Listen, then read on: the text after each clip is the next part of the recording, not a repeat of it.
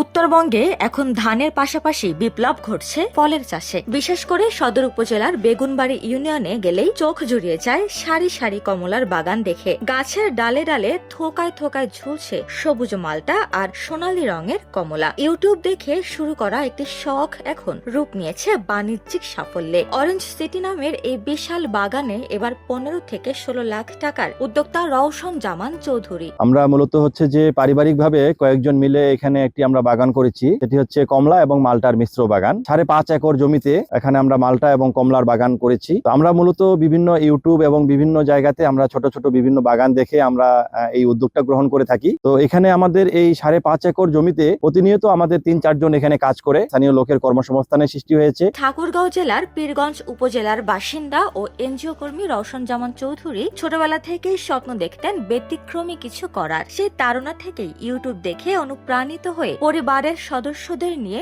গড়ে তোলেন এই ফলের বাগান। সদর উপজেলার বেগুনবাড়ি ইউনিয়নে 5.5 একর জমি লিজ নিয়ে তিনি রোপণ করেন প্রায় 3000 গাছ। এই বাগানে বেশ কয়েকজন লোকজন কাজ করে, তারা তাদের সংসারের নির্বাহ এখান থেকে তাদের বেতন থেকে করে থাকে। আর বাগানে মোটামুটি বেশ কয়েক ধরনের কমলা এবং মালটা আছে। তার মধ্যে উল্লেখযোগ্য হলো সাতকি, পাকিস্তানি দার্জিলিং, আর মালটার মধ্যে আছে ইয়েলো 1, ইয়েলো 2 এবং থাই। এই বাগানটি কেবল রওশন জামানের ভাগ্যই বদলায়নি, কর্মসংস্থান সৃষ্টি করেছে স্থানীয় অনেক মানুষের। নিয়মিতভাবে 4 থেকে 5 জন শ্রমিক কাজ করেন এখানে। ফল উত্তোলনের ভরা মৌসুমে শ্রমিকের সংখ্যা বেড়ে দাঁড়ায় 15 জনে। এই বাগানে আমি থাকি, এদারগুনি নিয়ে আসছে আমাকে বাগানের দেখাশোনার জন্য। থাকি, সংসার আমার চলে, ভালোই চলে সংসার। এবং পাশাপাশি দেখাশোনাও করি, তার সাথে অন্য যা কিছু লাগে আমি থাকি সাথে।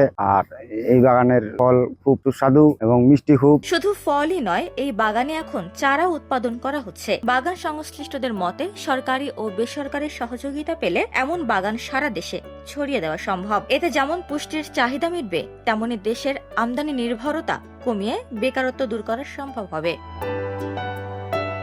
উপমা রায়, সোনালী নিউজ।